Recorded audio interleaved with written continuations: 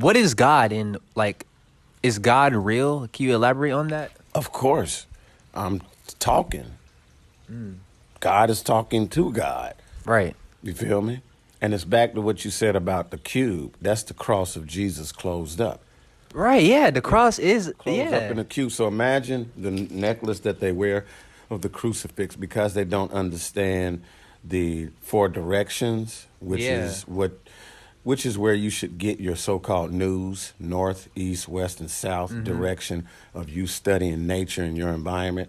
They replace it with media on the Right. television. That box is the exact same in symbolism. That box you watch is no different on your head than going to church and Sunday school and believing that there's someone for you up, but in China down. Yeah, like God is up there and someone on the other side. And I know they say flat earth and all of that, which is actually both. We don't have to get into that unless you ever want to. But Oh yeah. the box on the head is anything that keeps you from realizing that you are ultimately in control of every aspect of your reality. You are God. Right. 100% agree. And I feel like a lot of people, they feel like God is outside of them, Yeah, and that's the trick. in reality, it's not. It's you. the trick, You yes. know, it's all of us. I feel like The we're only power that you so-called Illuminati and all secret societies that work together don't mean that they connected. They're united because they have the same agenda. right. That's what makes them more powerful than the majority of humanity. We're not united, and you don't have to be connected to be united. It's united in the same mentality and thought process, the mindset.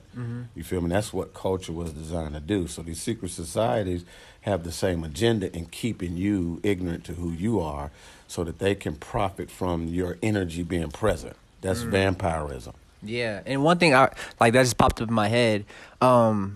You know how like when you're in school, the first thing you do in the morning is the Pledge of Allegiance. I pledge allegiance to the Yes. flag. Like it's just like a whole Program. And then I feel like, isn't it?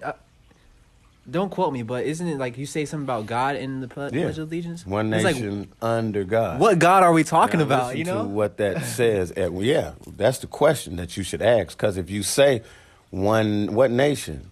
My imagination under God, who is I? Right. And then from that is determination to bring that nation imagination to realization. So there is one nation. Right. Your determination bringing forth your imagination. You feel me? Not a nation. Yeah, you should experience it corporately, and if you want to call it United States or whatever Yeah. that's not real. You know what I'm saying? You're just creating that as a overlay. Right. You feel what I'm saying? But it's not real.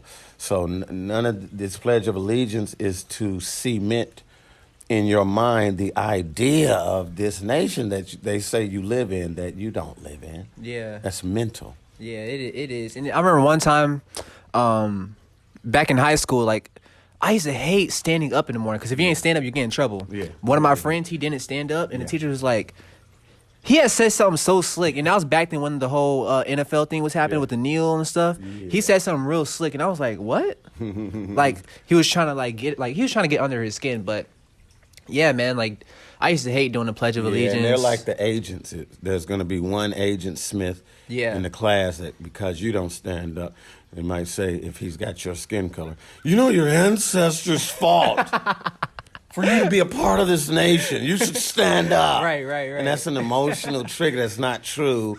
And then now you're feeling emotional about should I stand up and support? Yeah, my ancestors. And that shit's not real, yo. Yeah, it's not real, yo. And it's like, And you'll notice that in this society, it's all based in emotional triggers.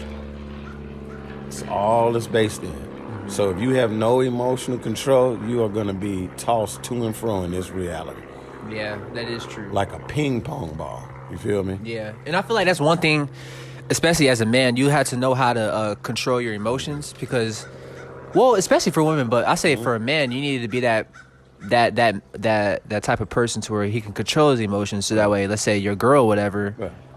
like it's like You can like this story of it's one of these mythologies of I guess Dante's Inferno. I can't remember quite, but he goes to hell, to Hades, to free his woman, which is your feminine energy. So this is about balancing your feminine and masculine energy within yourself, being projected outside of yourself as relationships and experience. Right. So then your girlfriend is nothing but a mirror or of your internal feminine energy. So now in this reality, she has a greater emotional body, so it's more difficult for her. So you come as a masculine, your testes are broken ovaries. Your dick is a fucking broken clit. Right, You feel me? Yeah. You don't have mammary glands. You feel me? You can't breastfeed. Why? So you're not as sensitive as that aspect of yourself, which is now being seen in a woman. So now in the Hades story, you got to get her out of hell without looking back to see if she's with you. Right. You feel me? Right. Because that's emotional. You feel me? There's a knowing that's beyond emotion. So the male or masculine represents a type of light. So you can't be that light to her if you're just as emotionally triggered as she is. Yeah. Yeah. 100%.